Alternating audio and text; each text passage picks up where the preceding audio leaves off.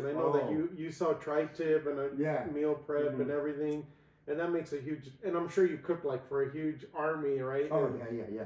And how you probably got into selling tri-tips. I just little things like people. What I do as a coach is I tell people what to eat, when to eat it.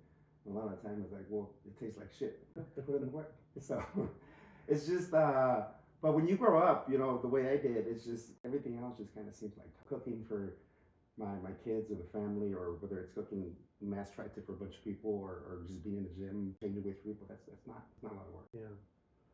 No, and I hear you, because I was kind of raised the same way. We came here in 2000 and helped open the small family business.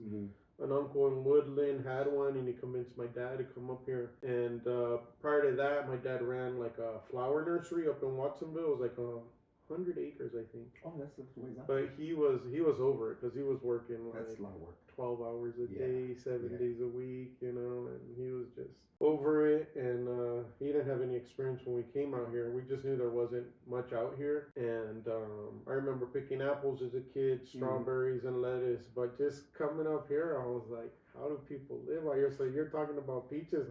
I know there's a fuzz that you get everywhere, right? Man, yeah, that fuzz is very unforgiving. And no, and I can tell, like we're talking earlier about how I have a job now that, I think like the last year I worked a lot of overtime. I would stay after, and it wasn't work, and No.